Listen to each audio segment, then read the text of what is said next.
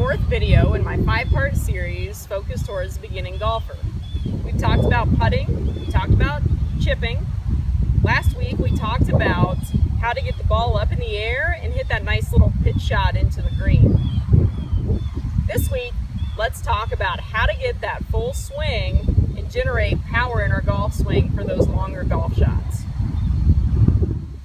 So last week we talked about getting back into this L position with your left arm parallel to the ground, club up in the air, and creating a nice wrist hinge. Now, how do we go from that position to taking a full swing? This is where I feel like many people overcomplicate it. And golf is a challenging game, but let's not make it harder than it is. So here's the next step. We're back in the L position. Now what I'm going to do to help myself generate power and take that full swing, I'm simply going to rotate my core and my upper body so that my left shoulder, I feel like my left shoulder is under my chin. Now, what I feel like a common misconception here is that you have to take the club back further to generate more power, and that's simply not the case. I only want you to take the club back as far as your upper body can rotate.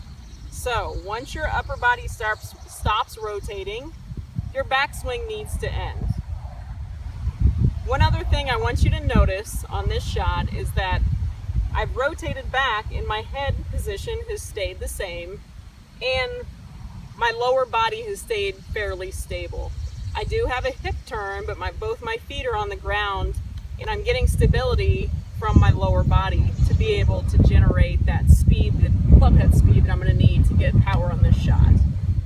So now that we've gotten back in this position in our backswing, how do we start the forward swing? It's going to be very similar to how we did it last week, where we want to feel like we're coming through and letting our right shoulder travel under our chin and making a proper rotation towards the target.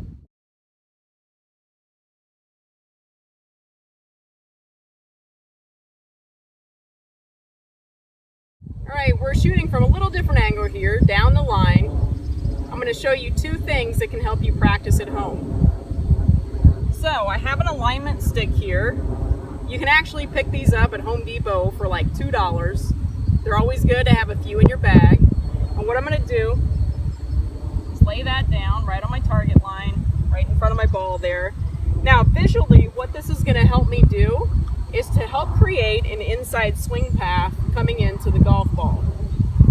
Because what I see so many people do, and this is a topic for a completely different video series, however, come back here and then they come over the top and create that over the top swing path.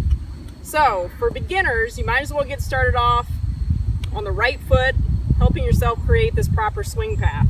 So get this alignment stick, and what this is going to help you do is give you a visual so that when you take it back, it'll really help you on your forward swing, get that right shoulder under your chin and come at the ball at the right path. Another thing that I want you to notice from this angle is my posture throughout the swing. When I swing, I want you to notice how my posture has stayed very consistent and I don't have a lot of up and down motion. So when I swing that club back, I'm not coming up out of my posture. So let's go ahead and hit this shot. We'll see how it's executed.